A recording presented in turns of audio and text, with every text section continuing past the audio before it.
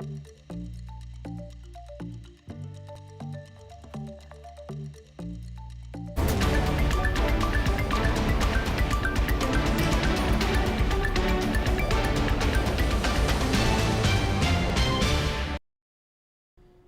good afternoon and welcome to Live Impact News on 13 News Now Plus. It is Thursday, March 19th, 1:01 p.m. We've nearly made it to the end of this St. Patrick's Day week, and we begin today with a very special guest in studio. One of our most valued friends and coworkers, meteorologist Hunter Forst, is here to tell us a little bit about the weather. Hunter, what's going on? Connor, that was one of the nicest intros I've ever had. I meant every word. Naya's shaking her head. In a positive fashion?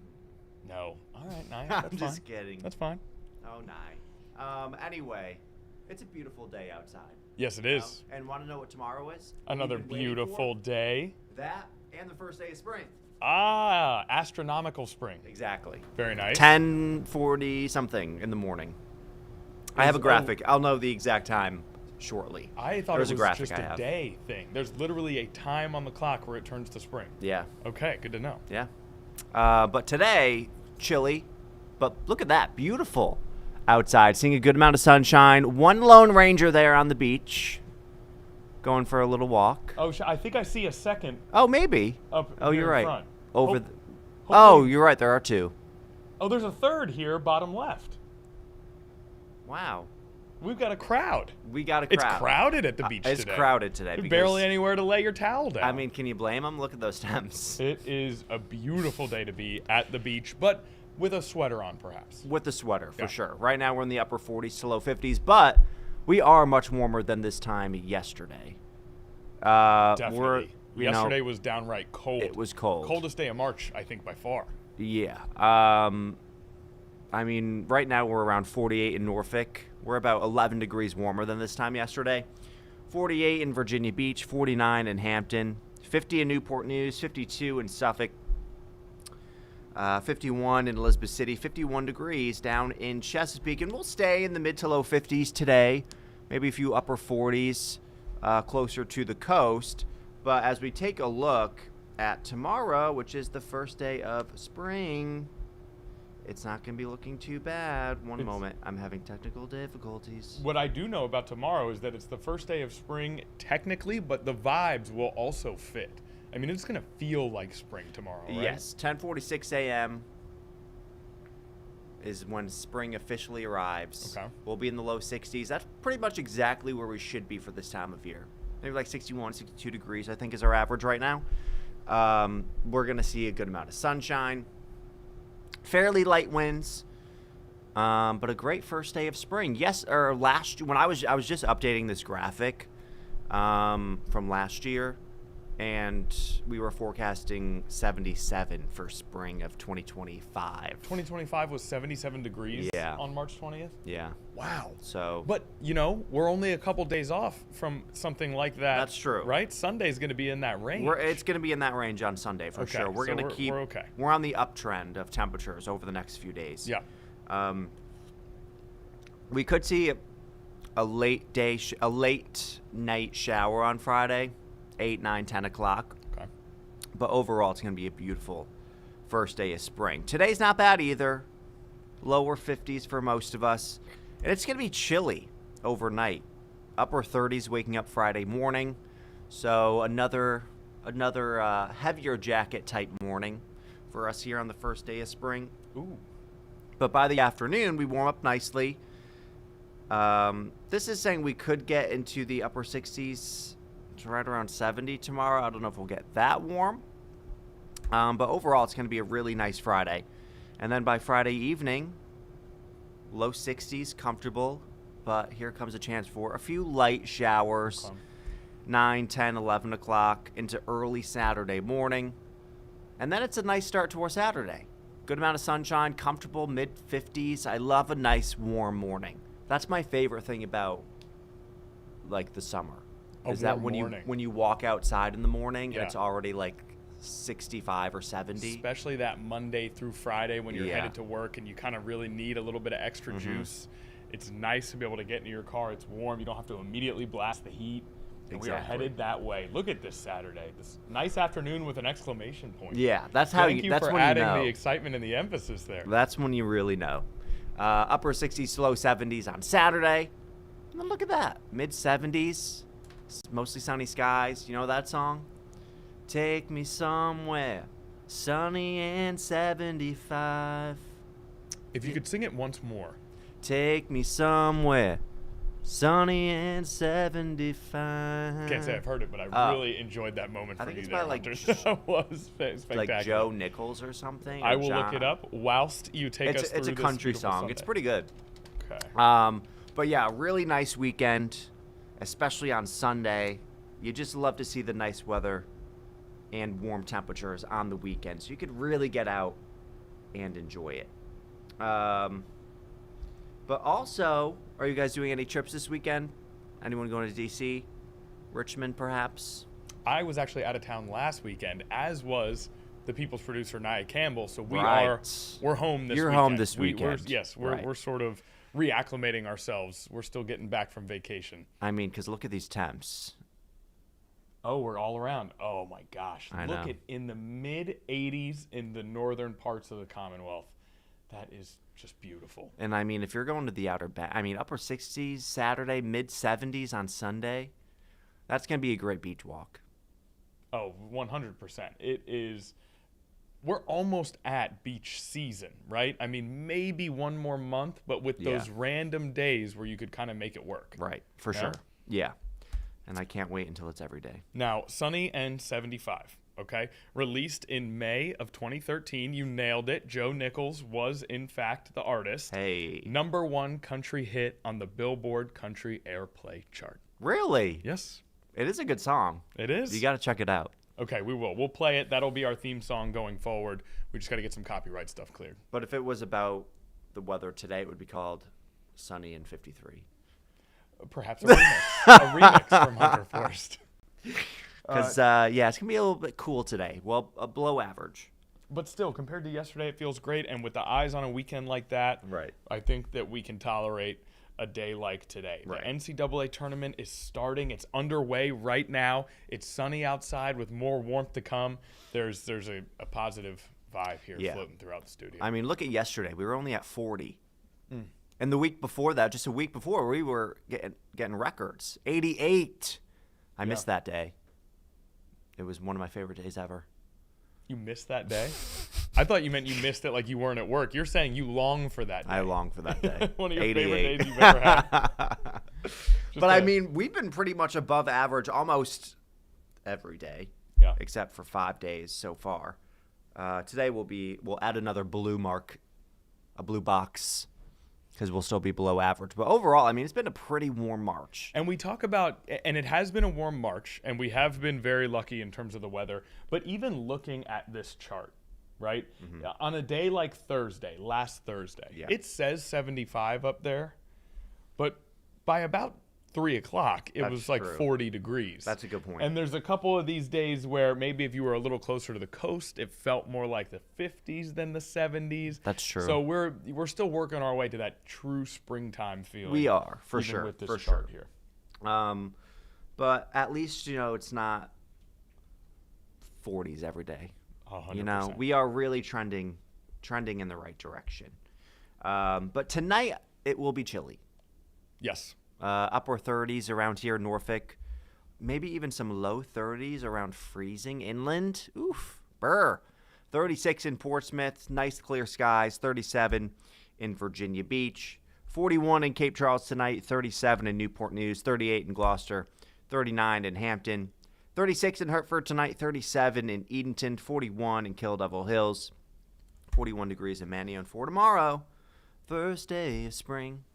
Mid to low 60s, plenty of sunshine, great end to the work week. Nothing's, when, it's Friday, you're in like a good Friday mood. And not only is it Friday, but it's warmer and it's sunny. And it's the NCAA tournament. And that's the best Friday there is. I mean, you are describing a near perfect Friday here. Did you finish your bracket?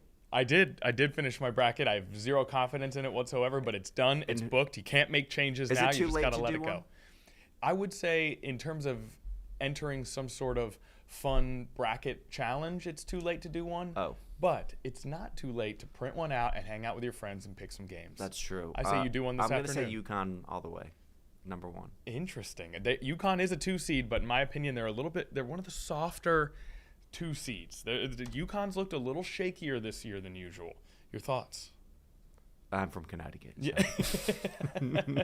There are 2 games happening right now, by the way. TCU is beating Ohio State by 15.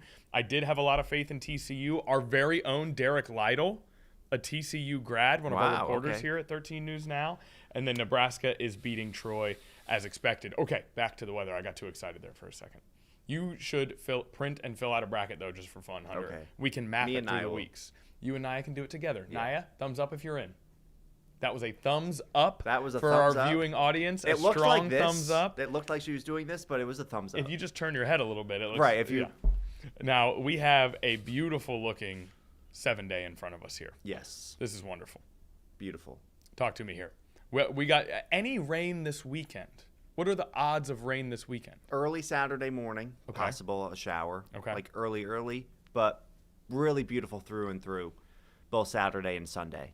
Our next cold front arrives around Monday afternoon-ish, or late morning, early afternoon, bringing us a few showers, but not a washout, and then temperatures drop again into the mid-50s by Tuesday.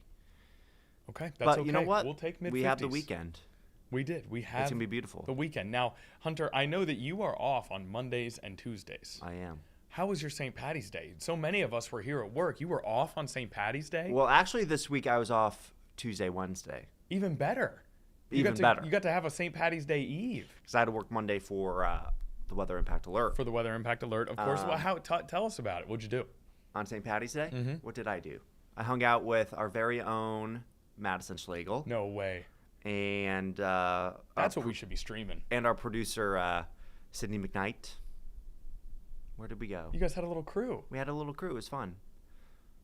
So you can catch Madison Schlegel anchoring our weekend shows, 6 p.m. and 11 p.m. She fills in on the evening times on the desk as well. And yesterday, she spent all day at Hope for Life Rescue trying to raise money to help save some dogs and some cats, which thank you to everyone watching who was with us yesterday. Even if you weren't able to donate, just being here, supporting us, sending good karma our way, we really appreciate it. So thank you so much for being a part of that day with us. What'd you guys do? Did you guys go out and about? We went out and about. We went to Virginia Beach. My neck of the woods. Love it. I'm trying to think. Voodoo Brewing, I believe we went. They were doing a little St. Patty's Day thing. That was my first time there. Did you have like green beer? No. Okay, just regular colored beer.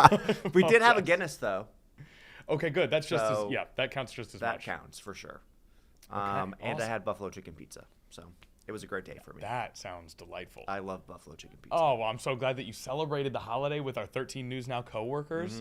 If you ever are out and about with Madison Schlegel and Sydney McKnight, and you ever have any embarrassing stories you want to tell us, feel free to bring them here to Live Impact News. For sure, yeah. Okay. I'll also bring it to the 4 o'clock, so I'll be there this evening. And Hunter Forst will be on the 4 o'clock this evening. You can catch him on our linear broadcast on 13 News Now. But for now, we very much appreciate you hanging out on Live Impact News. Thank you, thank you. Thank you, Hunter. And he brought us a beautiful forecast. Again, guys, spring starts tomorrow, 10:46 a.m., you said? 10:43. 10:43 a.m. Spring will begin. I think. And 10:46. 10:46. Ooh. Is that what you said in the first time? Which one of us is the meteorologist? I can't remember. Sometimes we. Wait. Yes. So thank you so much, Hunter Force. We appreciate you hanging with us. And we'll give an update. $20,720 raised for Paws for Charity last night. Every single one of you who was able to help out, we can't tell you how much we appreciate it, and it will go towards a wonderful cause, helping dogs and cats that were abandoned, abused, and injured find homes and be nursed back to health. It'll help all those families who are able to bring their animals into their home as well. So we appreciate you for that. We appreciate Hunter for the forecast, and we appreciate you being with us here today. What we're going to do is we're going to take a quick commercial break. When we get back, we're going to shift to some other major headlines that we are looking into today. We're going to have a Thursday update on what's happening with the war in Iran. We're going to hear from the Secretary of Defense, Pete Hegseth. We're going to hear from President Donald Trump. We're going to do a full-scale, comprehensive update on where things stand with that devastating and deadly conflict coming up after this.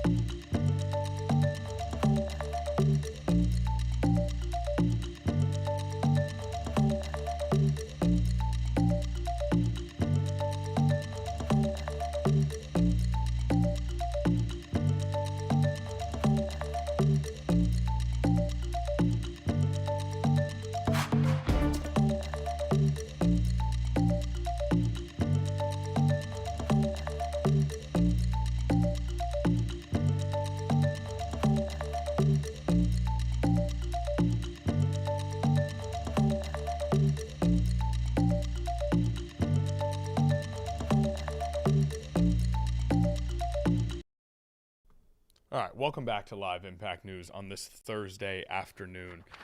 Let's do an update on the war in Iran, as we've been doing daily here at 13 News Now, but we want to do sort of a comprehensive, we're going to touch on multiple different topics here as this war continues to develop. Let's start with a request that was made by the Pentagon. The Pentagon asking for $200 billion in additional funds for the Iran war. Now, Congress would need to approve any new money.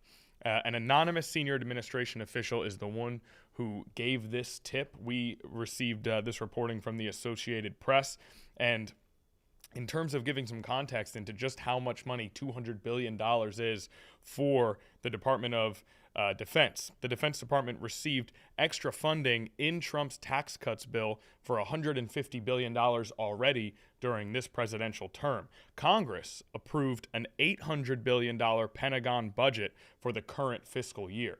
So the approved budget for the Department of Defense by Congress, $800 billion for the Pentagon. They're now asking for $200 billion in additional funds for the Iran war.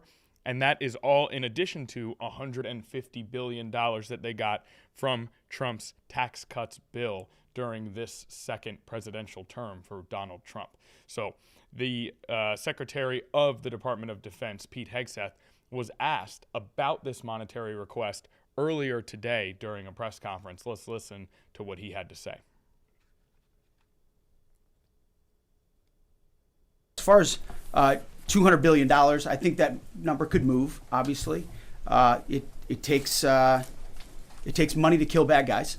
So we're going back to Congress and our folks there to ensure that we're properly funded for what's been done, for what we may have to do in the future, ensure that our ammunition is, everything's refilled, and not just refilled, but above and beyond. I mean, President Trump, as he said, rebuilt the military in his first term, didn't think he'd use it as dynamically in his second, but he had. So thank goodness he did that. And an investment like this is meant to say, hey, we'll replace anything that was spent, And now that we're reviving our defense industrial base and rebuilding the arsenal of freedom and cutting deals like our great deputy secretary here is doing, long lead times on exquisite munitions, we're going to be refilled faster than anyone imagined. And I think, we're also still dealing with the environment that Joe Biden created, which was depleting those stockholds and not sending them to our own military, but to Ukraine, which is every time we reach back and look at any sort of a challenge we have, it goes back to, send it to Ukraine. Ultimately, we think this should be these munitions are better spent in our own interests at this point, and this kind of funding bill is going to ensure that we're properly funded going forward. Okay, so that is the context on the request from the Pentagon for $200 billion in additional funds for the war in Iran. Now, this war has had a devastating impact on the Middle East, on the Gulf countries surrounding Iran and Israel, stretching far and wide in that region. Let's do a brief look at just how tragic this has been in terms of death toll. It's been reported that more than 1,300 people in Iran have died. More than 1,000 people in Lebanon have died. 15 people in Israel have died due to Iranian missile strikes, and at least 13 United States military members have died since this conflict began. Let's talk about that number from Lebanon. More than 1,000 people in Lebanon is what is reported out of that country to have died in this conflict. Now, within that number, 118 children, 79 women, and there's more than 1 million people who have been displaced. Now, Israel says it has killed more than 500 Hezbollah fighters in Lebanon. Daily strikes from Israel across southern Lebanon and Beirut suburbs.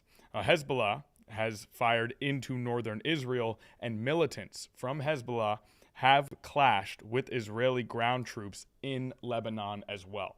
So, widespread devastation, but when you really focus in on what has happened in Lebanon, you get a real sense of just how fatal this war has been and how deep of an impact it has had in the Middle East and will continue to have. The ramifications will go on for decades, most likely, based on some of the fighting that we've seen. And again, Lebanon is not Iran, it's not Israel, it's a separate Gulf nation that has gotten caught up in this fighting and has now experienced a massive amount of loss. And of course, many of those numbers stand out, but 118 children are reported to have been killed in Lebanon since this conflict began.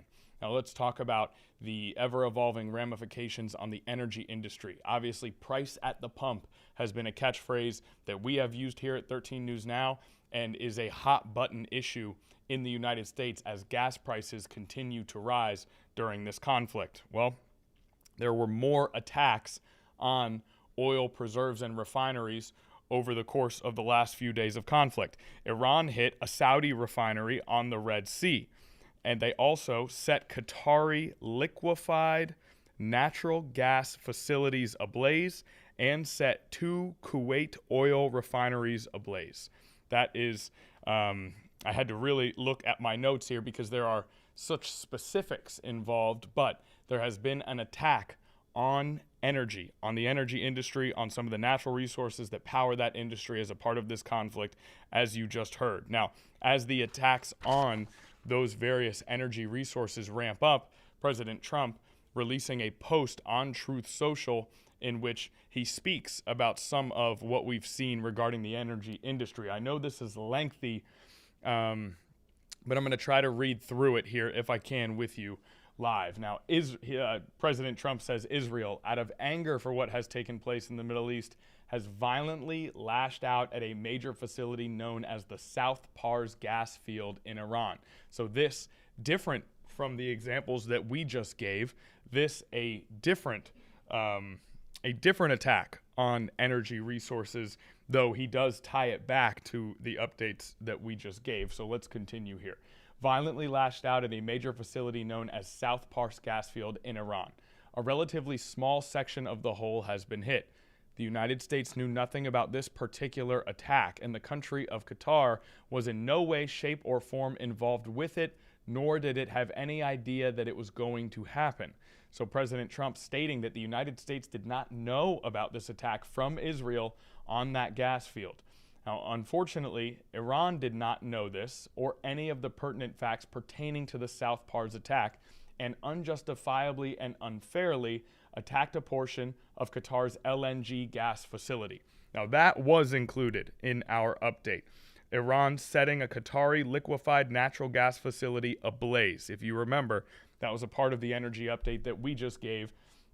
President Trump insinuating that that attack was a result of a different attack on the South Pars gas reserves. Now, let's find our spot once again here. We are at the all caps portion here. No more attacks will be made by Israel pertaining to this extremely important and valuable South Pars field unless Iran unwisely decides to attack a very innocent, in this case, Qatar. In which instance, the United States of America, with or without the help or consent of Israel, will massively blow up the entirety of the South Pars gas field at an amount of strength and power that Iran has never seen or witnessed before. I do not want to authorize this level of violence and destruction because of the long-term implications that it will have on the future of Iran, but if Qatar's LNG is again attacked, I will not hesitate to do so. Thank you for your attention on this matter, President Donald Trump. So obviously, a sort of a complex web of attacks and counterattacks and who had intelligence about what being described by the president there, along with threats to go with that description at the end.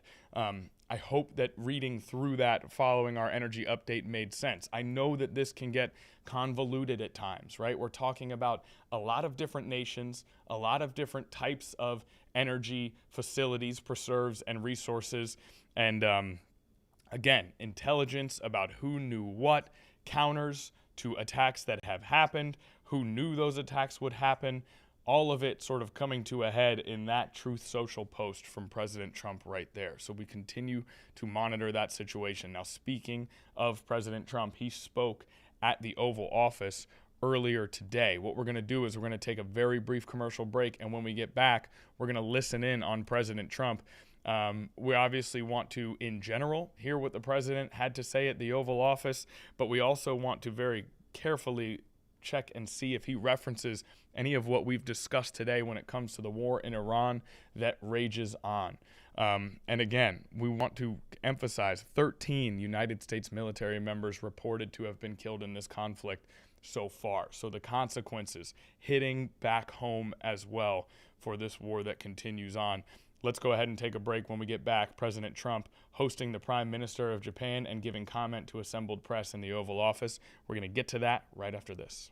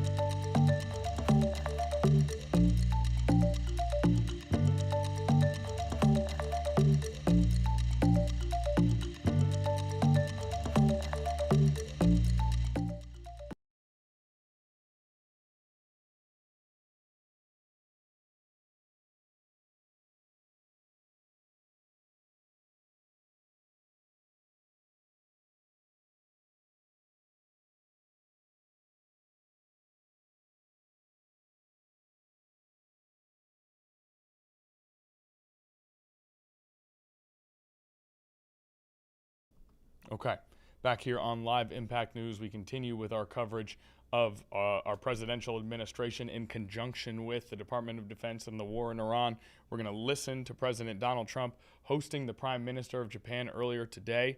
We don't know the full contents of what is said here, but we're wondering if any comments were made specifically about Iran or any other major current events involving the administration. So we're going to take a listen and see what the president has to say. Oh, please, yes, Okay. absolutely. You have a very good interpreter. Yeah. Who I've known Your for, friend. who I've known Your for a friend. long I time, know, I with know. Shinzo, Your right? friend.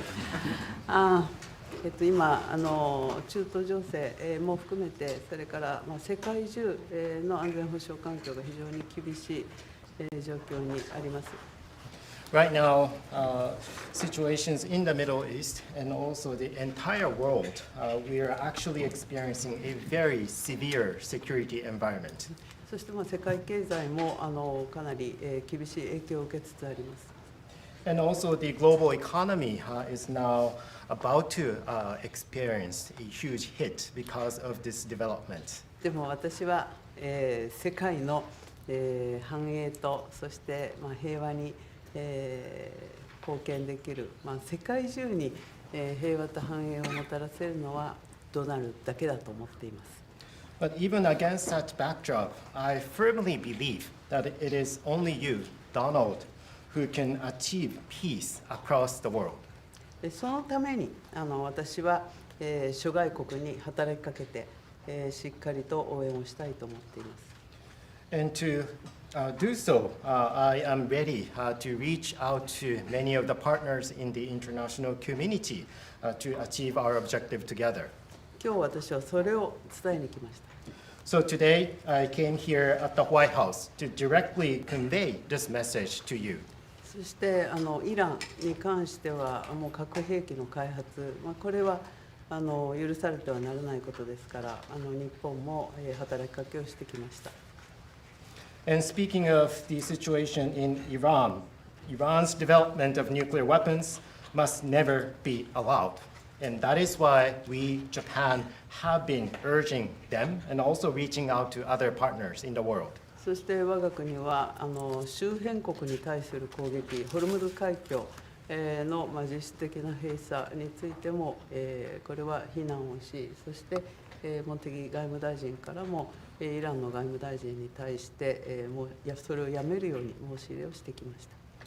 In addition, Japan condemns Iran's actions such as attacking the neighboring region and also the de facto or effective closure of the Strait of Hormuz. As a matter of fact, my fellow minister, Minister Motegi, Foreign Minister Motegi, also had a direct exchange with the Iranian foreign minister and urged Iran to stop such activities. You'll let me know. You'll let me know. それでとにかく今中東だけじゃなくてインド太平洋の安全保障環境も大変厳しい中にあります。そんな中でドナルドが日本に深い信頼を寄せてくれてで揺るぎない同盟にコミットメントしてくれていることに感謝をいたしております。And also the security environment in the Indo-Pacific region is also becoming increasingly severe. Donald, you have shown deep trust in Japan and also the unwavering commitment to the Japan-US alliance. Once again, thank you very much for that. で今日は日本とアメリカが共に強く豊かになっていくための話し合いをしたいと思っています。And today, I look forward to having a discussion on how we can cooperate to make our two nations, both Japan and the United States, stronger and more prosperous. それから世界のエネルギーマーケットを落ち着かせるための提案も持ってまいりました。And I also brought specific proposals to calm down the global energy market. この後主に、経済安全保障、重要鉱物ですとかエネルギーに関する協力、そしてお互いに強い経済を作るための、成長のための話し合い、経済成長のための話し合いをしたいと思っています。Thank you, Donald. So today, I really look forward to having our discussion, particularly focusing on our collaboration in economic security in the important areas such as energy and rare earth minerals. And also, I look forward to discussing with you how we can make our two economies stronger moving forward. Thank you very much. Well, thank you very much, and you're doing a great job. Again, congratulations on the biggest win in the history of Japan. That's not bad. That's a pretty long history. That's a large nation with a great reputation, but it's a tremendous victory. Congratulations to everybody. Very proud of you. Very proud of you. We've become friends, and I'm very proud of the job you've done. It's not easy. Any questions, please? Mr. President, are you fully satisfied with the level of support that you're getting from Japan on Iran, including around minesweepers? Well, we're going to be speaking about it today. Go ahead, you can go. 日本から、飛来艇などの支援に関して、その点について今の状況に満足していらっしゃいますか？ We're going to be speaking about it today. We've had tremendous support and relationship with Japan on everything. And I believe that based on statements that were given to us yesterday, the day before yesterday, having to do with Japan, they are really stepping up to the plate. Yes. 非常に日本の方から素晴らしい支援を受けていると思います。おとといのコメントから、日本からはそれに対して非常に力強いメッセージを得ていると私は思っています。Unlike NATO. NATO とは全く違いますね。Please. Mr. President, do you intend to lift sanctions on Iranian oil, and do you intend to potentially put U.S. troops or more troops in the region? No, I'm not putting troops anywhere. If I were, I certainly wouldn't tell you. But I'm not putting troops, and we will do whatever is necessary to keep the price as low. I actually thought when I did this, look, the Dow just hit 50,000 a couple of weeks ago. They said that couldn't happen for 4 years. It wouldn't happen in my term. It's such an outrageous thing because I said it would happen. I didn't know it was going to happen that fast, but it just hit 50,000, and we did that in 1 year, not 4. S&P had just hit 7,000. They said that was even more impossible than the Dow hitting 50, and we did that in 1 year. So it was all done. Everything was going great. The economy was great. Oil prices were very low. Gasoline was dropping to, I mean, we had $1.99, $1.85. We had great everything. And I saw what was happening in Iran, and I said, I hate to make this excursion, but we're going to have to do it. And I actually thought the numbers would be worse. I thought that it would go up more than it did. But we're doing this excursion, and when it's completed, we're going to have a much safer world. And the Prime Minister agrees with me on this. He considers it to be terrible what Iran did. I think every country does, just about every country does. Iran is a serious threat to the world, to the Middle East and to the world. And everybody agrees with me. I think virtually every country agrees with me on that. So I wanted to put out that fire. And I said, you know, if I do that, oil prices will go up, the economy will go down a little bit. I thought it would be worse, much worse, actually. I thought there was a chance it could be much worse. It's not bad, and it's going to be over with pretty soon. We've obliterated their Navy. We've obliterated their just about everything there is to obliterate, including leadership. Their Navy's gone, their Air Force is gone, their anti-aircraft equipment is gone. We're flying wherever we want, Pete. We have nobody even shooting at us. They have, I mean, and as you know, their leadership is gone. Their leaders are gone. They pick new leaders, they're gone. They pick new leaders, they're gone. And now they're looking for new leaders again. We can take out the island if anytime we want. I call it the little oil island that sits there, so totally unprotected. And we've taken out everything but the pipes. We left the pipes because to rebuild the pipes would take years for them to do. But I would say we are substantially ahead of schedule. And I had to do this. I call it an excursion. I had to take this little excursion and do something that no other president had the courage to do. And everybody wanted to do it, but they never had the courage to do it. And I don't blame them. I'm not blaming them. It was left to me, and we've done a great job. Our military is incredible. We have an incredible military. We have the strongest military in the world by far. We have the greatest equipment in the world by far. In fact, Japan buys our equipment. buys a lot of it, and we're honored by that. And that's one of the things we'll be talking. They want to buy a lot of the military equipment. So it's just an honor to have the Prime Minister. We've had a tremendous relationship. Okay. Mr. President, I think she's going to have to go first before you. Is that okay? Do you understand? It's very good, I'll tell you. She's I mean, it's so nice that we don't have to sit. No, it's very good. I haven't picked up your language, so the next time you come, I'll have your language mastered. All right, go ahead. If the war is almost over, why is the Pentagon going to ask Congress for an additional $200 billion? Well, we're asking for a lot of reasons beyond even what we're talking about in Iran. This is a very volatile world, and the military equipment, the power of some of this weaponry is unthinkable. You don't even want to know about it. Oh, you could end this thing in 2 seconds if you wanted to, but we are being very judicious. But we want to do. Don't forget, Biden gave away. I rebuilt the military in my first term. Biden gave away so stupidly to Afghanistan a lot. He didn't want to move it. He was too lazy, too stupid to move it. But it was a very small amount. It was a lot, but it was very small relative to what I purchased and what I built. We want to have vast amounts of ammunition, which we have right now. We have a lot of ammunition, but it was taken down by giving so much to Ukraine. They gave so much. You know, Biden gave $350 billion worth of cash and military equipment to Ukraine, and he didn't rebuild anything. Fortunately, we have a lot. We have a tremendous, unlimited supply of what you'd call middle and upper middle armaments and military equipment, munitions, armaments, but munitions in particular. At the high end, we have a lot, but we're preserving it. We don't really need it, but we're building.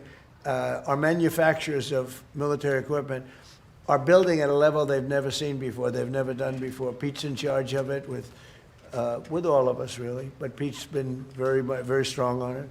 The general and Pete, myself, the whole group. And Raytheon is building 4 factories. Lockheed is building 5 or 6 factories. And they're building them fast because we had a very tough meeting with them. They were going out and buying back stock for $51 billion in one case. They spent $51 billion buying back stock. Now they're not allowed to do that. And they are now building a tremendous, there's never been anything like it, what's taking place right now. So we're in very good shape, but we want to be in the best shape we've ever been in. We were that, you know, when I rebuilt the military, we were in great shape, and then Biden blew it. And he didn't do anything. He didn't do anything. And if you listen to the Democrats, they don't even want to have a military. Now you see how important it is. But we have the strongest military in the world. We have the best equipment. We make by far the best equipment. The other night, they had 114 rockets shot at a certain location.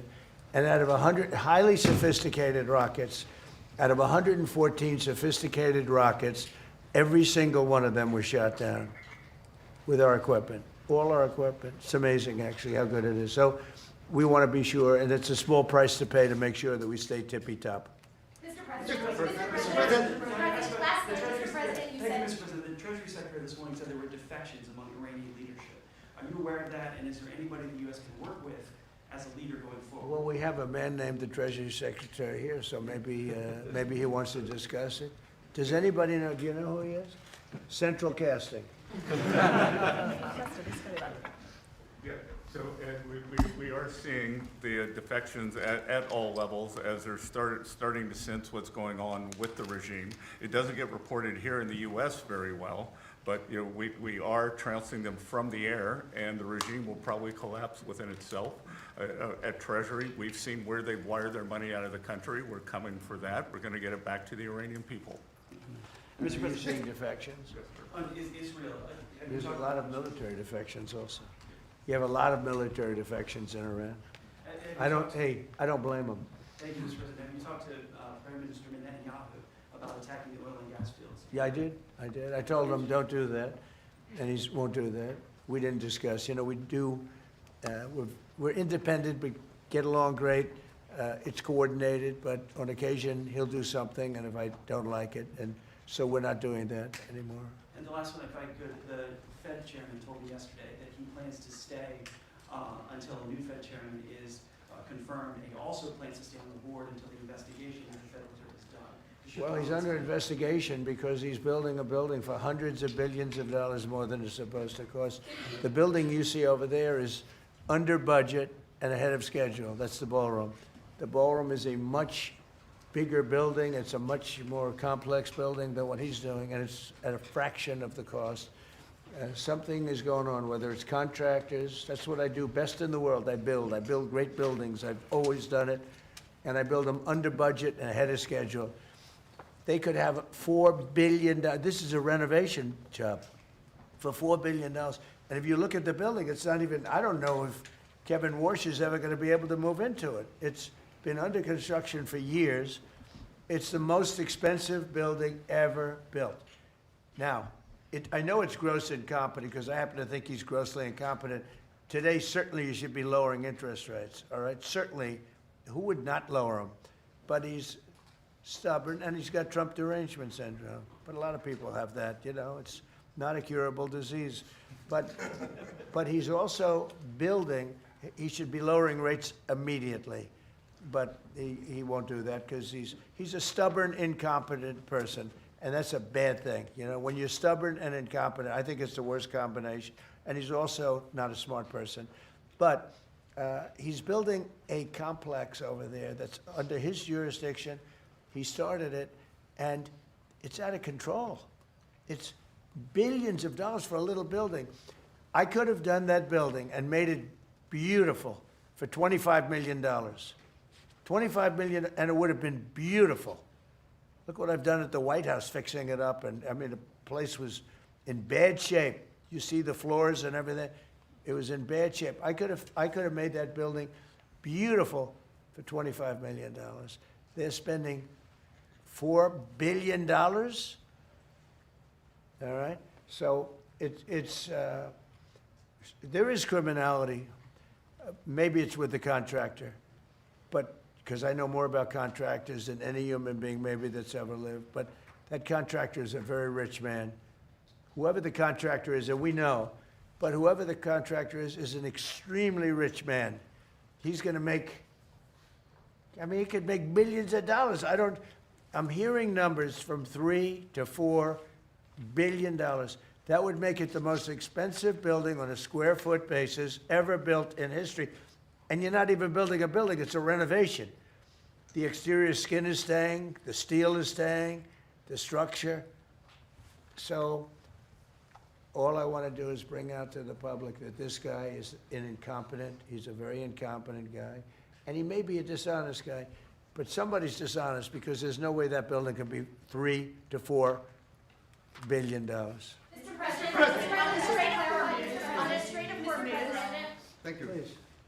Mr. President, you just mentioned Japan. This looks like one of your people right here. Thank you. Is he good or bad? Good. Is he a good reporter or bad? Yes, you know? So. Not a, all right, he looks like a nice guy. Go ahead. Mr. President, you just mentioned Japan is stepping up. What kind of the support do you expect from Japan in the future? Look, I expect Japan to step up because, you know, we have that kind of relationship. And we step up for Japan. We have 45,000 soldiers in Japan. We spend a lot of money on Japan. So, and we've had that kind of a relationship. So I expect, I'm not surprised that they would step up. We don't need much. We don't need anything. I mean, honestly, we don't need anything from Japan or from anyone else. But I think it's appropriate that people step up. In the case of Japan, I hear they get more than 90% of their oil through the strait. So that's a big reason to step up. I mean, we've demolished, that country is close to demolished. The only thing is the strait. It's very hard. You could take two people and they could drop little bombs in the water and they're holding things up. We don't want that to happen. But honestly, Japan, China, Europe, parts of Europe, get a lot of their oil through the strait. We get none, practically. We're less than 1%. We don't have to be any percent. We don't even, I think we do it just to be nice. But we, think of it, we don't use the strait. We're defending the strait for everybody else. And then in the case of NATO, they don't want to help us defend the strait, and they're the ones that need it.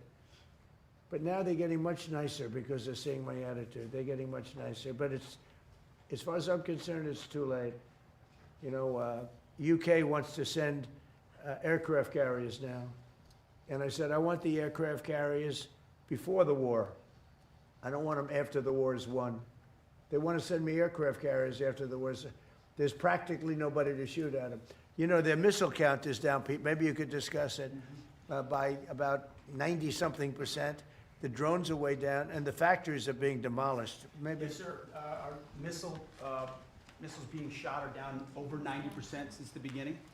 One-way attack drones down 90% since the beginning, which is a reflection of overwhelming firepower. But you mentioned the most important part, Mr. President. Their defense industrial base. If you can't make more of it in the future, then you have a limited supply. And so we're going after all of their defense contractors that make all of their exquisite weapons and ensuring that even if they wanted to rebuild more launchers or more missiles, they couldn't in the future. And that's a level of devastation for their military that they've never seen before. So we have, in literally 2 weeks, we've demolished their Navy, their Air Force. All technology is gone, all communication is gone, and all of the leaders are gone. Other than that, they're doing quite well. Okay, how about one more question for the Prime Minister? Let me pick a beautiful-looking person from Japan. A question for the Prime Minister. Go ahead. Yeah, sure. Oh, he doesn't believe he's beautiful. Oh, He's sounding shy. We're Go ahead, Japanese people. please. Of course, no, Japan and US are very good friends. But one question, why didn't you tell US allies in Europe and Asia, like Japan, about the war before attacking Iran? So we are very confused about we Japanese citizens. Well, one thing, you don't want to signal too much. You know, when we go in, we went in very hard, and we didn't tell anybody about it because we wanted surprise. Who knows better about surprise than Japan? Okay? Why didn't you tell me about Pearl Harbor? Okay? Right? You know, he's asking me. No, you believe in surprise, I think, much more so than us. And we had to surprise him, and we did. And because of that surprise, we knocked out, the first 2 days, we probably knocked out 50% of what and much more than we anticipated doing. So if I go and tell everybody about it, there's no longer a surprise, right? Okay, one more for the Prime Minister. Please. Mr. President. Are you going to for the Prime Minister? Yes, Go ahead, for the Prime Minister. Thank you very much. Japan's TJ Press. Japan's biggest concern is China. Now they are giving us export control and very harsh terms to criticize us. So could you plan? Will you plan to bring up relationship between Japan and China while you're there? Yeah. Well, I'll be going to China very quickly, but I think I'd really like to have the Prime Minister talk about China because I know they have a little bit of an edgy relationship, and I'd just like to know where it stands, how you're doing with China. So, please. で日本はいつも中国に対してオープンです。会話はオープンにしています。それから冷静に対応しています。でとにかく米中関係も含めてですね、これが地域の安定、それから世界のサプライチェーン、これに貢献するものであることを願っています。日本は常にオープンです。So first of all, Japan has been consistently open to dialogue with China. And also, second, we have been addressing our relations with China in a calm manner. And also, speaking of the US-China relationship, my sincere hope is that the relationship will be something conducive for regional security and also ensuring the global supply chain in the world. Once again, I would like to reiterate that Japan has been consistently open to dialogue with China. And I think we're going to have a great trip The trip has been postponed for about a month and a half. It's been reset, and we look forward to it. And I'll be speaking Japan's praises when I'm in China with President Xi. But we're going to have some good talks today, and I think mostly about trade, because they want to do a lot of trade. They're a tremendous purchaser of our energy, our oil, gas from, in particular, Alaska. Because Alaska, believe it or not, is very close. It's much closer than any other source. It seems a little cold compared to, but it's just a short trip. So that's something that we will talk after the press corps leaves. We'll be discussing trade, and a lot of the talk will be about energy. Thank you very much, everybody. Okay, there you have it. Donald Trump with the Prime Minister of Japan in the Oval Office, commenting on exactly as we thought, commenting quite a bit on the war in Iran.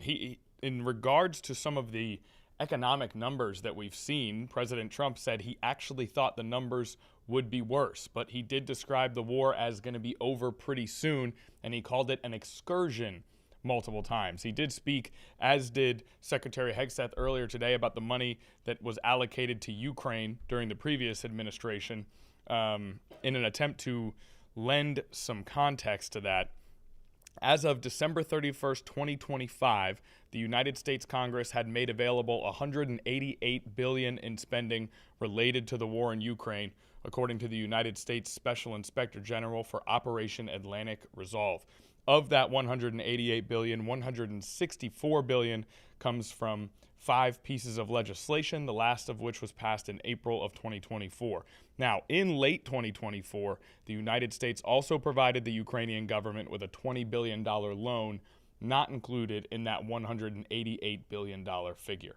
So, an update from CFR.org, that's the Council on Foreign Relations.org, regarding some of the funds allocated to Ukraine, as those have been brought up multiple times today. And they've been brought up multiple times within the context of the Pentagon asking for $200 billion in additional funds for the war in Iran. That came from an anonymous senior administration official. That request has been sent to the White House, but Congress would need to approve any new money for that war in Iran. Now, what we're going to do here is we're going to take a brief commercial break. When we get back, we've got some different stories that we want to explore, including a live event that is gearing up as we speak. First, a commercial.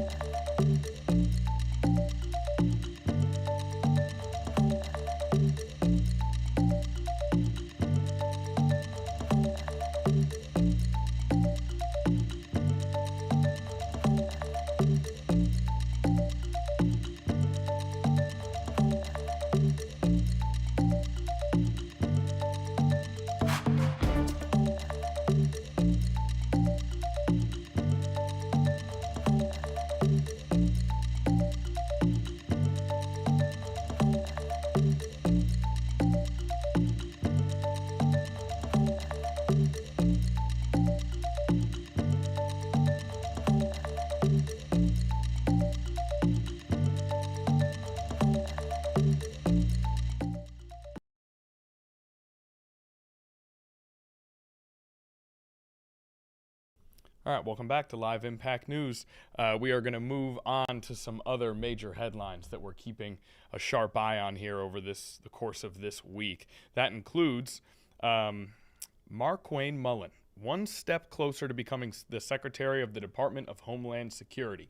If you recall, Kristi Noem was the former Secretary of the Department of Homeland Security. She was let go from that position by President Trump, and Markwayne Mullin, a representative in the House of Representatives, was then selected to succeed her in that position, but he has to be confirmed before he can do so. That began with a small committee confirmation that happened this week, and Representative Mullin passed through that small committee confirmation by an 8-7 vote.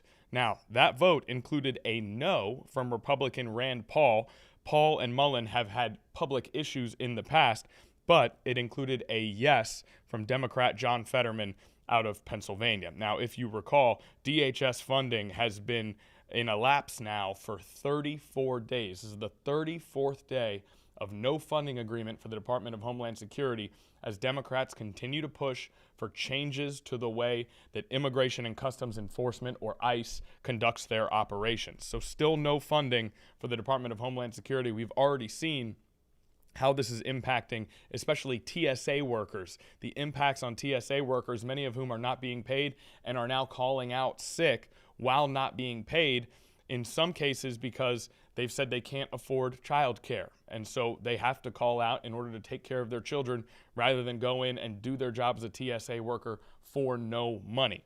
So nonetheless, Markwayne Mullin has been confirmed by that small Senate committee, and now we'll move to the entirety of the Senate in search of confirmation. Now, I know we had a plan to play a brief video, but our press conference is about to begin here in regards to an attack on a synagogue that happened in Michigan. So we're going to go actually out live to that press conference. This occurred on Friday, a vehicle ramming into a Detroit area synagogue, which became engulfed in flames, according to authorities. This incident happened at Temple Israel, which includes a child care center and school in West Bloomfield Township, Michigan. The Department of Homeland Security has identified a suspect who was born in Lebanon and became a U.S. citizen in 2016. Let's go live out to the sheriff giving a press conference on that tragic incident now. To express their shared commitment to standing firmly together against hate, however it rears its ugly head. Before I get into that, I know a lot of folks in the media are seeking videos or pictures or things from the case. The case is still active, and so the video that was released without permission of the lead investigative bodies, and it's kind of put the community, I think, in a bad spot, frankly. I mean, imagine, if you will, if this was your home and somebody had broke into your home looking to kill your kid, and you saw a video on the news about it. How traumatized, re-traumatized you would be from that event. So a bit soon for that to be out there, and we'd encourage other folks to take a breath and balance their need to share video with how it impacts the victims and the investigation. I know that the temple put out some pictures of their own under their control. That's their building without faces.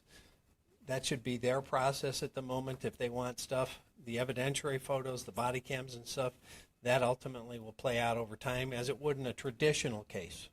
And so no more of that should be coming out in the immediate future until the FBI makes a formal determination of a number of things. As you know, and we talked about this before, the FBI and U.S. Attorney have different boxes they check as it relates to whether they call it a hate crime or terrorism based on certain things. I can call it terrorism as a person because it terrorized the people in the community. It terrorized the families and members of that temple. It terrorized the staff and people at large. You know, I saw the looks on their face. They were terrorized. I hugged moms and dads. They were terrified and terrorized. Legally, that definition will come from the FBI and the U.S. Attorney's Office. So I just wanted to touch base on some of that because we're still getting requests from some media for pictures or photos, and that's not going to be coming out until the FBI makes that final determination, and it will be out in due time. Second, kind of a reset. So it seems like, to me, that anti-Semitism and anti-Semitic behavior has become normalized. Not here, not with us, not with our team, and not with law enforcement in Oakland County, but across the country, it's been allowed, and that's unacceptable. You know, you see kids at colleges getting yelled at and bullied and even physically assaulted simply because they're Jewish. We as a community, we as a nation have to stand up. I don't care what party you're in. I don't care what job you're in, whether it's in public or private venue. We have to stand up and say, no, this is unacceptable. Because as this gets normalized, you'll see it play out in real world. The statistics are stark.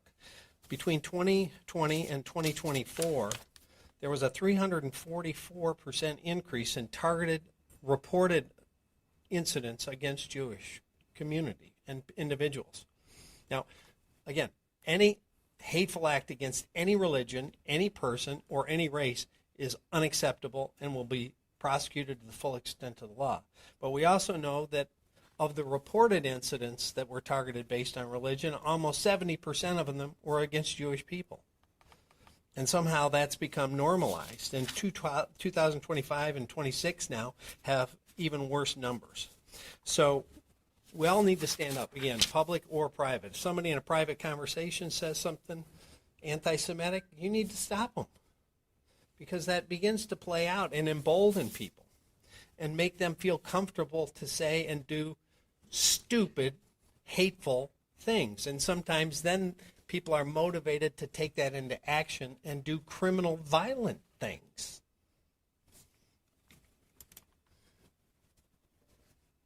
So,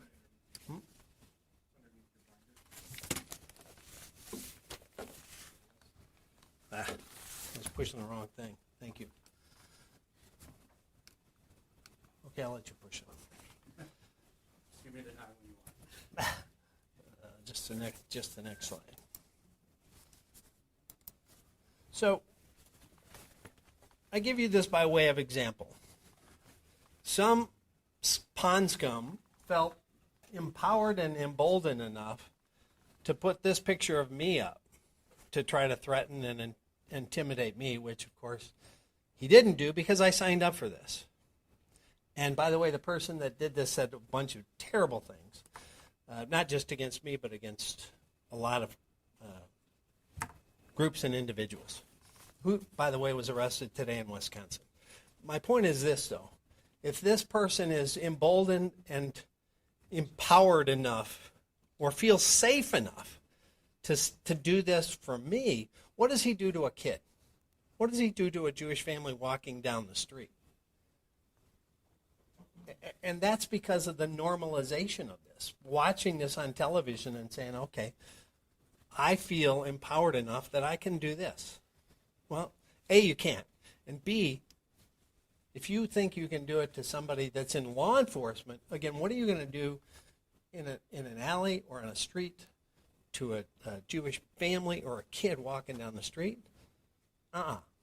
We say no. We're drawing the line. Next one.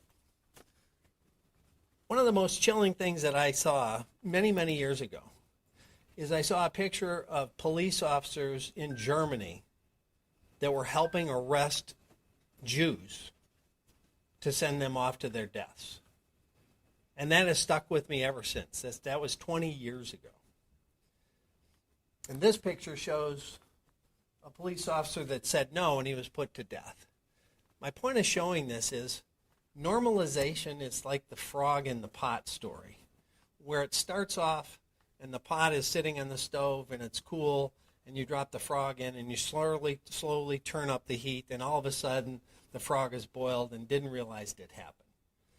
This heat has been slowly turning up, and the absolute vitriol against the Jewish community has been ramping up over time to the point where people look at this and say, oh, that will never happen here.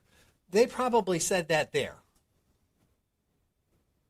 And we all collectively have to say no. And that's why I'm so proud and happy to have all the folks behind me from interfaith, from a variety of faiths. Doesn't matter what faith you are, you're represented here.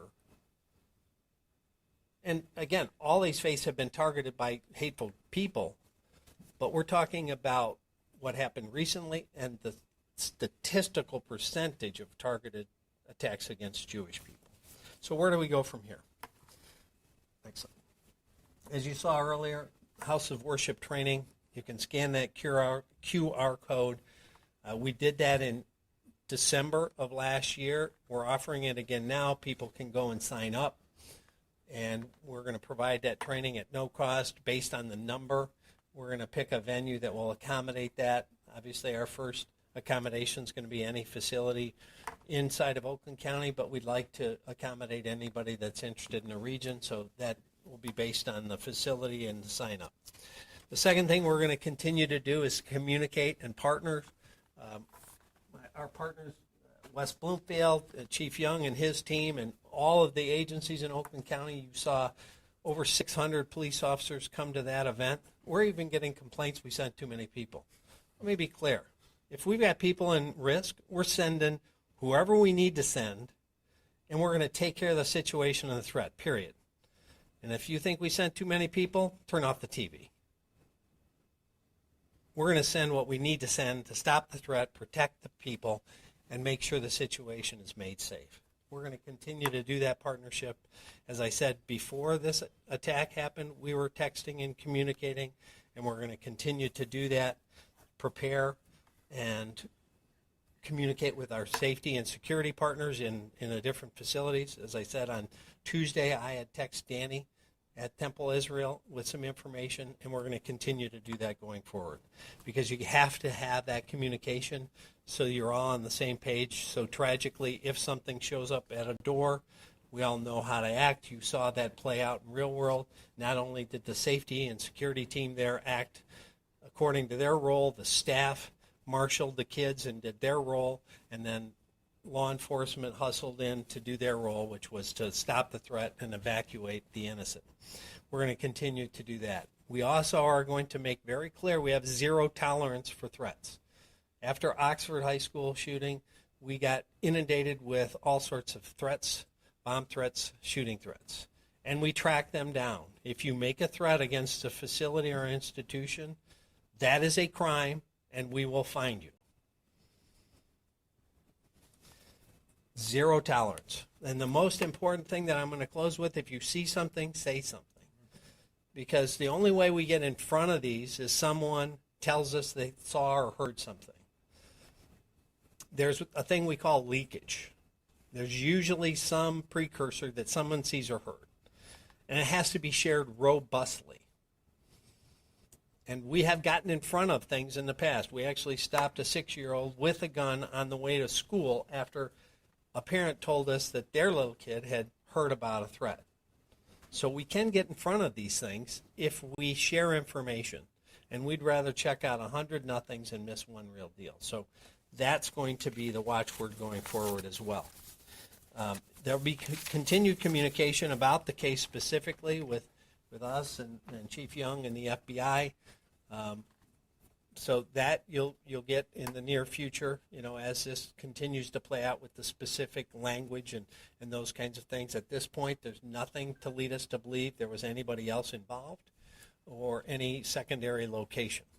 So we have no information that anything specifically is at risk or as a target, but we will continue, all of us, to collectively provide extra patrol and response to houses of worship across our region. With that, I will kick it over to anybody that would like to, has a statement from the faith community or the temple, and then we'll take questions at the end. Thank you to Sheriff Bouchard, the Oakland County Sheriff's Office, all of our community partners and law enforcement. I am Rabbi Josh Bennett from Temple Israel, and I'd like to offer a brief statement on behalf of our community. As you know, 1 week ago, our sacred home was attacked when a man drove his vehicle through the front doors with nearly 150 children, teachers, and staff inside. But thanks to the swift and courageous response of our staff, our security team, and law enforcement, no children or staff were harmed other than consequential injuries. And for that, we are profoundly grateful. But we cannot mistake this moment of survival for true safety, because what happened last week at Temple Israel is not random, it was not spontaneous, and it did not occur in a vacuum. This was the product of hatred that, as the sheriff said, has been allowed to grow in classrooms, in public discourse, online, until it became violence. This is not a statistic. These are our children. This is our congregation. This is our community. So we stand here today with the Oakland County Sheriff's Office because the fight cannot be fought by the Jewish community alone. It is not only a Jewish problem. This is a problem for all of us in Oakland County. It is a problem for all Americans. And anti-Semitism is a warning sign, because when hatred of Jews is tolerated, all of our communities will eventually suffer.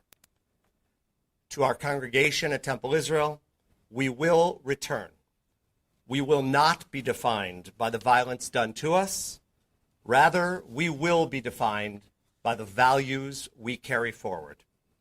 We are grateful for this community, for our partners in law enforcement and in our community, for every voice that has spoken out. And we ask that those voices do not fall silent.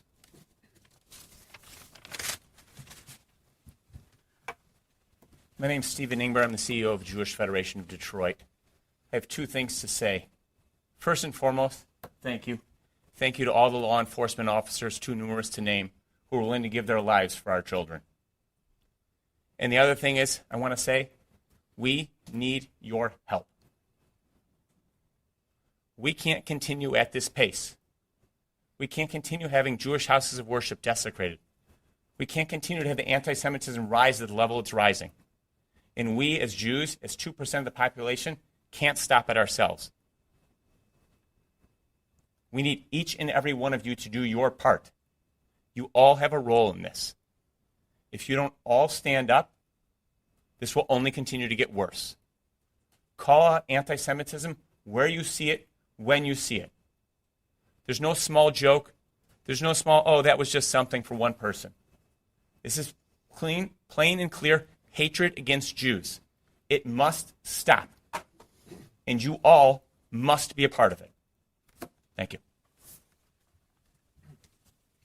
Good afternoon. My name is Steve Mustafa Al-Turk. I'm the Imam and President of the Islamic Organization of North America and also co-chair of the Imams Council of Michigan.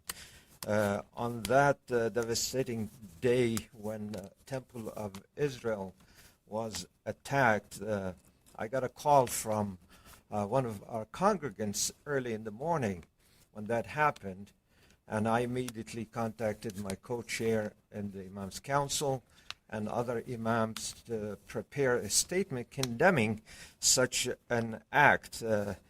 And I will share just one passage from that. Imams Council of Michigan condemns shooting at Temple Israel in West Bloomfield. Islam teaches that all places where God's name is remembered deserve protection. The Quran reminds us, had God not repelled some people by means of others, monasteries, churches, synagogues, and mosques where God's name is mentioned, much would surely have been destroyed. Quran 22:40.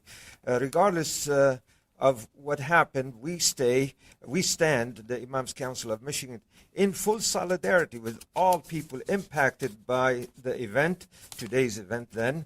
In times like these, our shared commitment to peace, compassion, and mutual protection must prevail over hatred and violence. And my statement today on this occasion, first and foremost, we thank Sheriff Bouchard and his team for protecting our communities and to continue doing what is necessary.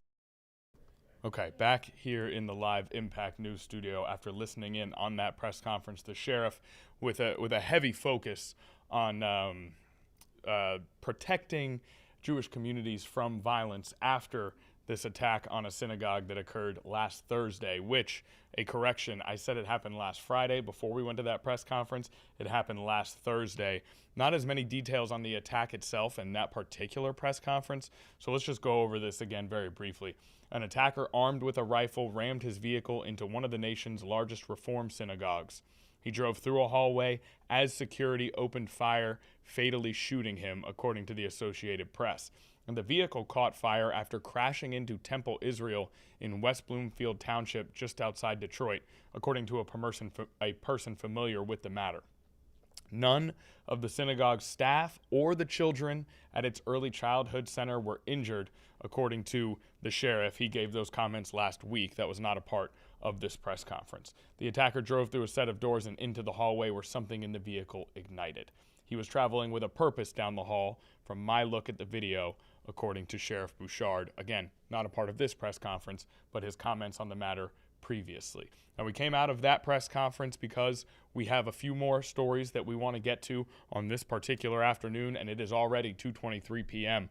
First, we're going to hear from House Minority Leader Hakeem Jeffries. He took the podium earlier today, and we're not sure exactly how many topics he hit, but likely multiple of the current issues that we've been discussing here and that are in the headlines here in the United States. So let's go and listen in on Hakeem Jeffries and see what he has to say from a previously recorded press conference right now. Morning, everyone.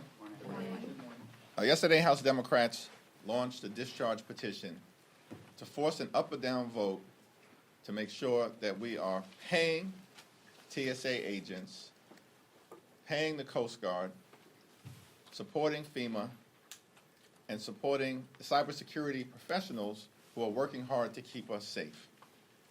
There is no reason why the parts of the Department of Homeland Security that have been shut down by Republicans several weeks ago remain shuttered, or that individuals like TSA agents have been forced for more than a month to work without pay. Republicans have consistently refused at this point in time to enact the type of bold, meaningful, and dramatic changes to ICE that are necessary to get ICE under control. Our position remains the same. Taxpayer dollars should be used to make life more affordable for the American people. In the midst of an affordability crisis where life has become more expensive for everyday Americans because of failed Republican policies. And yet Republicans have decided that they would rather spend billions of dollars to unleash masked and untrained ICE agents to brutalize American communities and violently target law-abiding immigrant families, and at the same time are now spending billions of dollars on a reckless war of choice to drop bombs in the Middle East. But these same extremists in Congress and within the administration, starting with the president, can't find a dime to make life more affordable for the American people, or to extend the Affordable Care Act tax credits so that 20 million Americans of every political persuasion can afford to go see a doctor when they need one. Priorities of the Trump administration and Republicans are all screwed up. They're focused on unleashing ICE brutality, enacting massive tax breaks for their billionaire donors, and spending billions of dollars to drop bombs in the Middle East. But they don't give a damn about making life better for the American people. Democrats are going to continue to focus our efforts on driving down the high cost of living, fixing our broken health care system, making sure that immigration enforcement in this country is fair, just, and humane, and that we actually are focused on lifting up the quality of life of working class Americans, middle class Americans, and everyday Americans. Not the wealthy, the well-off, and the well-connected,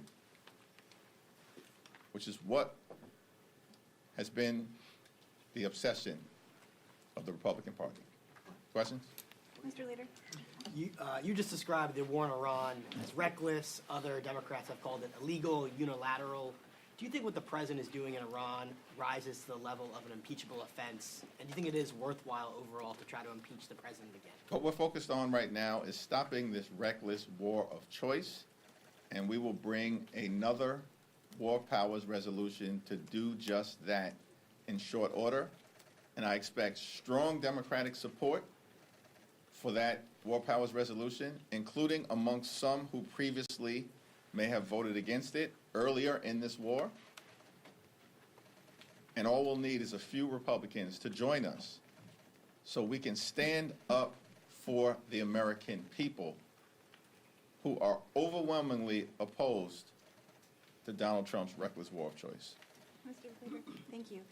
What's your message to TSA workers who are going without paychecks, people who are suffering in these long lines preparing to travel, who don't care about the finger pointing, who don't care about the politics, they just want Congress to get to some solution? What do you say to them? Why can't this be figured out? We should be able to get this done today. All Speaker Johnson needs to do is bring the legislation to the floor that will pay TSA agents and reopen the parts of the Department of Homeland Security that have nothing to do with ICE and have nothing to do with Trump's extreme and violent mass deportation machine. That's all that needs to happen. And yet, House Republicans and Senate Republicans have consistently rejected paying TSA agents. Why? It's because they don't support getting ICE under control. This is their policy. It's Trump's policy. It's Stephen Miller's policy to use taxpayer dollars to brutalize or kill American citizens, as we've seen with the cold-blooded killings of Renee Nicole Good and Alex Preddy. And the American people want that to stop. And if Republicans are unwilling to deal with that issue, they shouldn't be holding TSA agents hostage. They shouldn't be holding the American people hostage. But Republicans are intentionally creating chaos in airports all across America. It needs to end. Republicans control the House, the Senate, and the presidency. This could end today. But Republicans don't want it to. But at Mr. what Leader, point, good what morning. point? Good morning. So the administration says they're going to request $200 billion for the war in Iran. I know many Democrats oppose the war, but if Democrats were to oppose this request, does that create a problem leaving troops under hostilities in the lurch in the middle of this conflict? It's our understanding right now that there are no troops on the ground. And in fact, the American people would reject Donald Trump and Pete Hegseth and Republicans putting our troops on the ground in harm's way in the Middle East. In fact, what Donald Trump promised as candidate Trump is that he was not going to get America into a reckless war of choice in the Middle East. But as President Trump, that's exactly what he's done. And so it's our responsibility right now to end this reckless war of choice, to end the fact that billions of dollars have already been spent, perhaps up to $2 billion a day to drop bombs in the Middle East.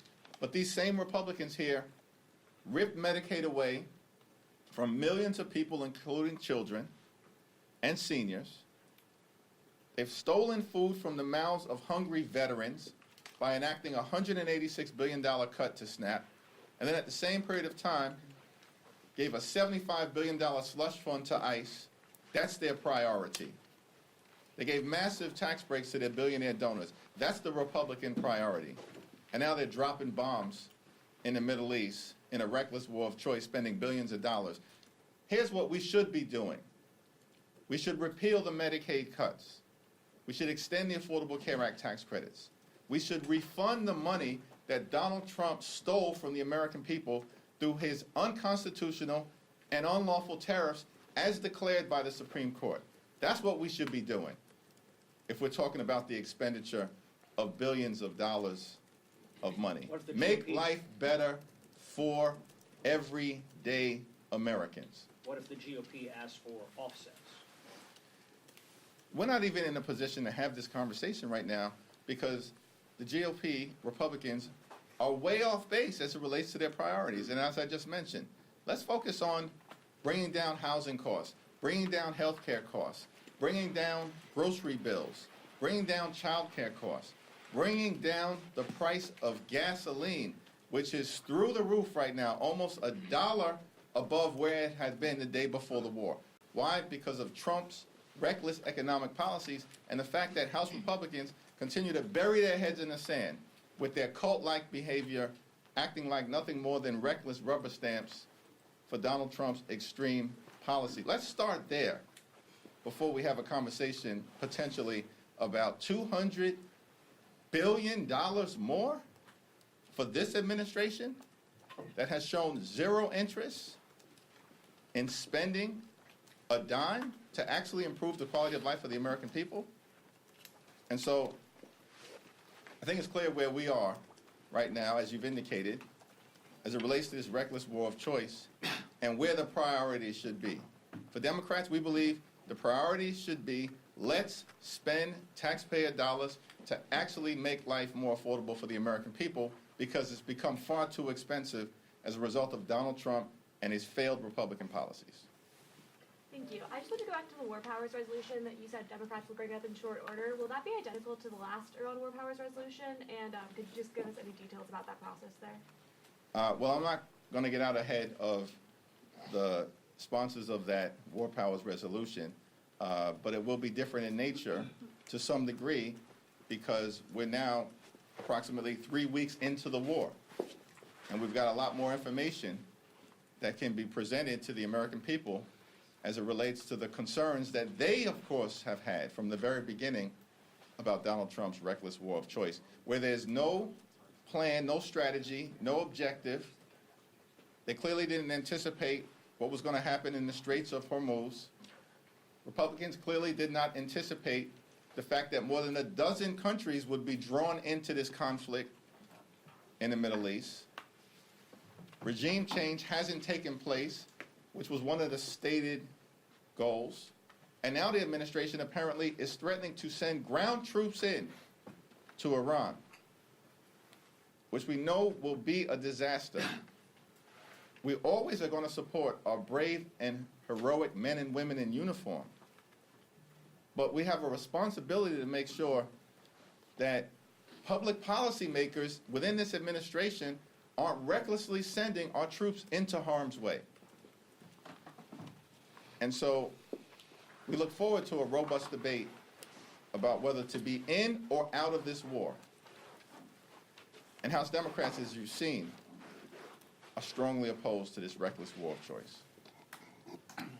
Thank you, Mr. Leader. You mentioned that Congress and the Trump administration should be focused on making life better for the American people. You mentioned the high cost of housing as a priority that lawmakers should be focused on. Last week, the Senate passed what they call a comprehensive bill that would remove red tape and increase the supply of housing, thus lowering costs in their argument. There are some House Republicans who are opposed to that bill, who are saying that they would like to go to conference with the Senate. That would prolong the process of lowering the cost of housing. Where do you stand on how Congress should be addressing the high cost of housing? Do you think that Congress should, the House should pass the Senate bill?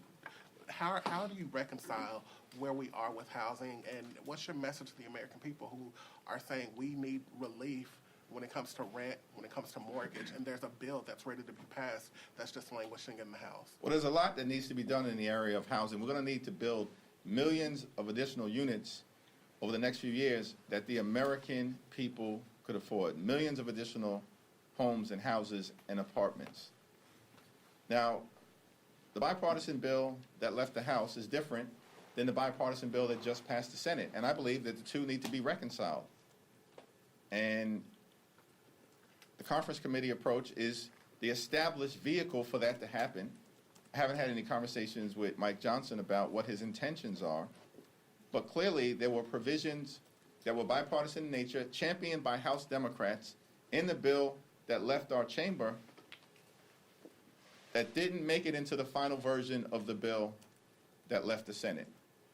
And so I'm going to continue to support the efforts of Maxine Waters and House Democrats to get some of those provisions back into any final legislative product before it makes it to the president's desk. Thanks, Mr. Leader. The next deadline for reauthorization is next month. Of course, that's FISA.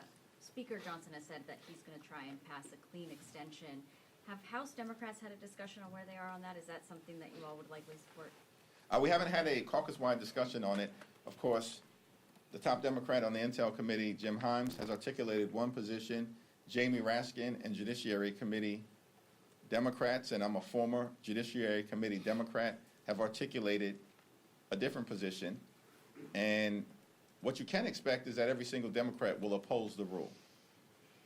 And then we'll see where we go from there. It's clear that FISA reforms are necessary. Some improvements were made under the prior administration, but we're dealing with a very different dynamic in terms of the national security folks at the helm with respect to Donald Trump. In fact, these folks haven't even explained what the imminent threats were relative to Donald Trump's decision to strike Iran and get us involved in this reckless war of choice that's costing billions of dollars a day in taxpayer money. They haven't presented any evidence that there was an imminent threat.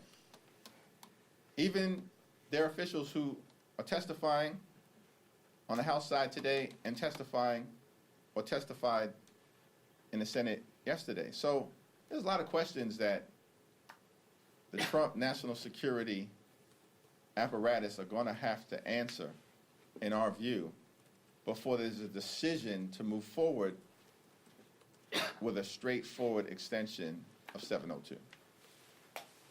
Thank you, Mr. Leader. Yesterday, in his confirmation hearing, Senator Mark Wayne Mullin said that if he were to lead the Department of Homeland Security, he would defend the law requiring judicial warrants to enter private property, and he would not send federal law enforcement to polling sites unless there was an active threat. This marks a very stark departure from Noam's leadership at DHS and answers some key requests from Democrats in their negotiations. What is your reaction to his statements, and in conjunction with the latest White House offer, do you think that this will bring any movement to negotiations to fund the department? Well, the senator's statement as it relates to judicial warrants is very different than what Speaker Johnson and the Republican position has been in the House, and so that's going to have to be reconciled. Our view is, of course, that judicial warrants must absolutely be required under law with specificity before ICE agents can just break into the homes of the American people or law-abiding immigrant families and rip them out of their homes, often in the middle of the night, sometimes in the freezing cold. That's all outrageous and unacceptable. With respect to sensitive locations, our view is very clear. Hard line in the sand. No ICE activity at sensitive locations, which include, but are not necessarily limited to, schools, houses of worship, hospitals, and polling sites. No reason whatsoever for Trump's mass deportation machine, which is violent and extreme, to conduct any activity anywhere near any of those sensitive locations. And we'll need more than a simple statement at a confirmation hearing. We need that ironclad built into the law. We've heard Trump nominees regularly give testimony at a confirmation hearing and then become cabinet secretaries and do the exact opposite. There are a lot of examples of that, including what Pam Bondi's doing right now, where she said she would not target members of the media. She would not weaponize the Department of Justice. She would not go after perceived political opponents. And she's now done the exact opposite.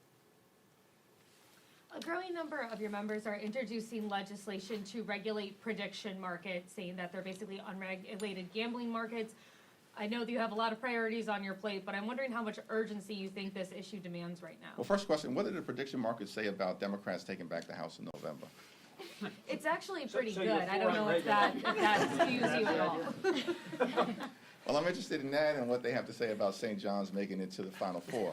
That said, I do think it's reasonable for us to take a look at what can be done in this space and to try to find a bipartisan path forward, working with all of the stakeholders in this area. What's stopping Johnson from bringing the TSA legislation to a vote?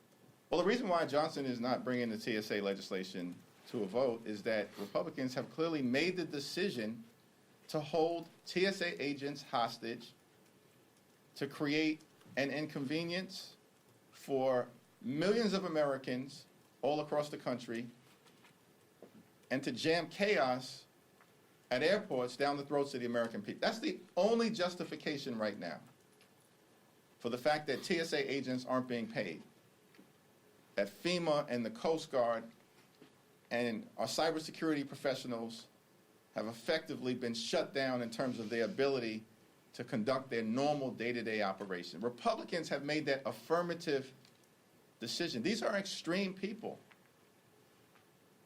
These are extreme people. They're not serious people. These are extreme people. We saw that the other day with James Comer, once again behaving like a malignant buffoon, attacking Summer Lee. By the way, Summer Lee, who's brilliant, she's hardworking, she's caring, she's compassionate, and she was right that Pam Bondi should absolutely be compelled to testify under oath. That was a charade that took place yesterday.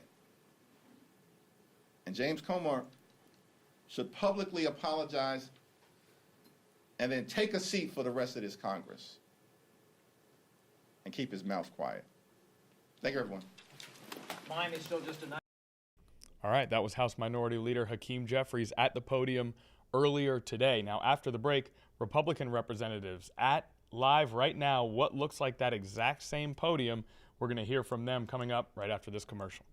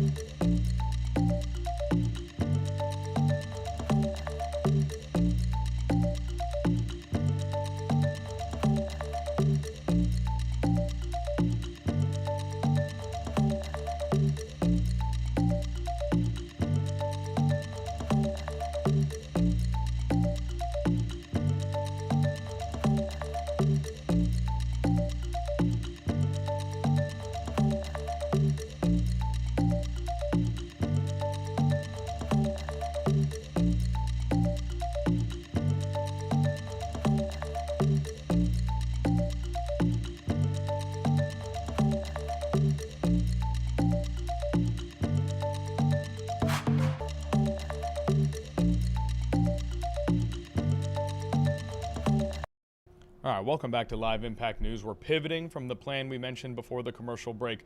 We're actually going to go, instead of Republican representatives, out to Israeli Prime Minister Benjamin Netanyahu, who has just taken the podium in the midst of the United States and Israel's war with Iran. Let's hear from Prime Minister Netanyahu live now. עם של אריות, אנחנו גם עם של לביאות.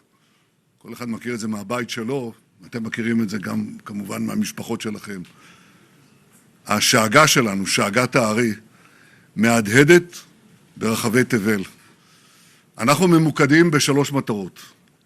ריסוק תוכנית הגרעין של איראן, ריסוק התוכנית הבליסטית של איראן, ויצירת תנאים שיאפשרו לעם האיראני לקחת את גורלו בידיו.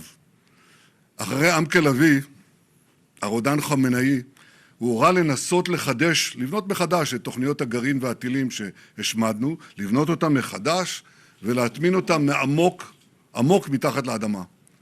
אנחנו פועלים עכשיו לא רק כדי להשמיד את הטילים הבליסטיים ואת תוכניות הגרעין שנשארו, מעט נשאר, אלא גם להשמיד את התעשיות שמאפשרות לייצר את התוכניות הללו. וכבר עכשיו, לאחר 20 יום, אני יכול לבשר לכם, לאיראן אין היום אפשרות להעשיר אורניום, ואין לה אפשרות לייצר טילים בליסטיים. אנחנו ממשיכים בריסוק היכולות הללו. אנחנו נרסק אותם עד... All right, as you can obviously tell, Prime Minister Netanyahu not speaking English during this particular press conference. Now, we do have 2 live feeds going of this exact same press conference. So here we're going to check and see with you in real time now if the other channel potentially has a translation coming through the audio. We're going to briefly check in on that. If not, we'll pivot to some of the other news that we wanted to explore. Let's do a brief test on this. מפקד הבסיג' אגב, אלה האנשים שביצעו את הטבח ההמוני בעם האיראני, וגם כיוונו את כל... Okay, obviously still not English from Prime Minister Netanyahu as he speaks at the podium right now. We will continue to monitor those feeds in case he switches over to speaking English at any point. Instead, let's go out as originally planned to Congress members from the Republican Party who are speaking at a podium live right now in Washington, D.C. One of the ways that they did that was photo ID. And another way they did that was properly maintaining voter rolls. Photo ID should be the national standard. Photo ID is popular among the American people. It improves the integrity of an election. It also improves the administration of an election. I want you to understand from a practical point of view how much easier it makes it on elections officials to have a photo ID law. Because simply all you need to do on election day is when you go up to the poll worker, who may be one of your elderly neighbors, maybe a young person, all they need to do is simply take your photo ID, run the magnetic strip through the reader, and boom, there you are. There's your picture, there's your information. It tells them what ballot to give you. It is also an improvement on election administration. And that's another reason that having photo ID and the system that we have in Ohio and many other states have is important. The Save America Act is a very important piece of legislation, but it has several parts to it. And I've heard the Democrats object to it, but I've also read quotes recently from several, and I want to make sure that I get this right, that in looking at the matter of photo ID, Chuck Schumer said, our objection as Democrats is not to photo ID, is not to a photo ID. That's what he said. So I'm going to give him a chance this afternoon to prove that, as I will offer up a live UC that will have photo ID available for to set the national standard of the country that would allow people to vote with a driver's license, with a state ID, with a passport, with a military ID or a tribal ID. These are the simple photo ID methods that are available to every American citizen. In Ohio, for example, if you do not have a state ID, we will give you one for free. And every state in the nation can run an election that way. It will improve integrity. It will improve the administration of elections. And for America, for the American people, it will help us settle this business once and for all about whether or not our elections have integrity. Once we have photo ID, once we have proof of citizenship, American citizens can have more trust in their elections and that they can know that it is indeed a nation where it is easy to vote and hard to cheat. Senator Britt? Sir. Well, these gentlemen have covered much of what we need to talk about today, but I want to start by thanking Senator Lee. So Senator Lee got in there on this issue, and he has made sure that people paid attention. This isn't a Republican issue. This is an American issue. When you look at the polling, it is wildly popular amongst Republicans, amongst independents, and amongst Democrats. When you see something like that, I think it's incumbent upon us to actually do something on something like that. And that's exactly what Senator Lee has done with the Save America Act. And today we talk about the heart of that. I appreciate Senator Husted and his work as Secretary of State. He knows this issue front and back. He talked about it, but we want to make sure that Americans have faith in their elections. We want to make sure that they are free, fair, and secure. If Americans don't have faith, it undermines the very pillars that hold up our democracy. And we know the best way to do that is to require ID. We do it in the great state of Alabama. And we also say, hey, if for some reason you can't come to us, we'll come to you. We're going to make sure that you have one because we also understand that it is fundamental to actually achieving the American dream. So for many of my colleagues, they have said that this is unattainable for certain segments of the population or certain people. I find that wildly offensive. And I am here today to say that if that is your argument, let's drill down on that. Because you can't rent a home, you can't go to work, you can't shovel snow in New York City without an ID, and you can't get into John Ossoff's campaign event. So I'm pretty sure as we look to try to achieve the American dream, whether that's getting insurance, whether that's getting a car, whether that's signing your kid up for school, you need an ID. So if my colleagues continue to say that there are certain segments of the population that can't get one, why don't we deal with that? Because I want every American, regardless of their zip code, regardless of their background, regardless of their state, to be able to achieve the American dream. And without simple identification, they can't do that. But let's secure our elections. Let's do it now. When you go pick up your ballot, it'll still be there if you have to show your ID before you get it. And I am excited to hear so many of my Democratic colleagues come to the table and say they're for this too. I look forward to watching them follow through with that on the Senate floor. This is the same party that you remember made us have vaccine passports to go out to eat during COVID, and has done so much more infringing on our individual rights. I certainly look forward to them helping to protect one of the most important ones, and that's the right to vote. So thank you for your leadership on this, Senator Lee. I say let's get this done. We're certainly not going to quit until we do.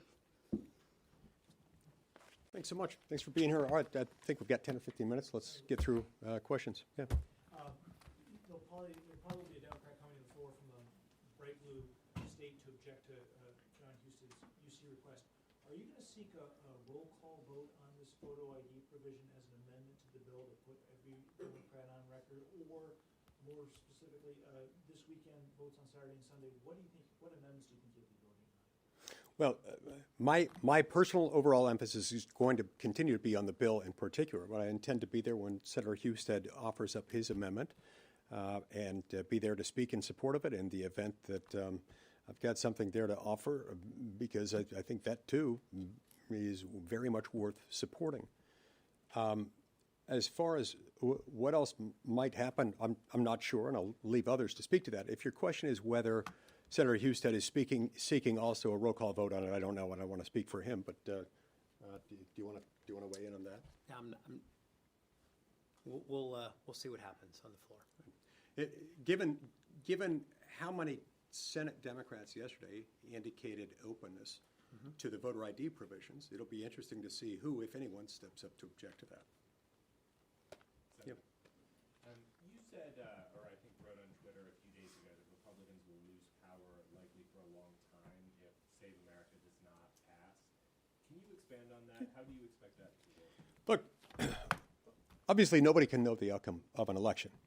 A lot of ink has been spilled in explaining how very often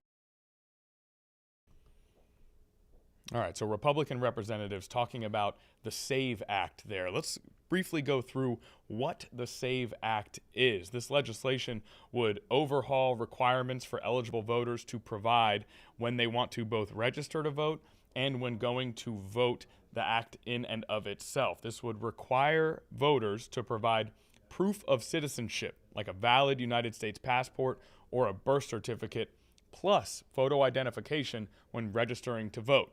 Now, this is a new iteration of the SAVE Act that adds a requirement that voters also provide that photo ID when casting their ballot. It's already illegal for non-U.S. citizens to vote in federal elections. Proven instances of fraud by non-citizens are relatively rare, but Republicans say current law, which requires a sworn attest of citizenship under penalty of perjury, is not strong enough.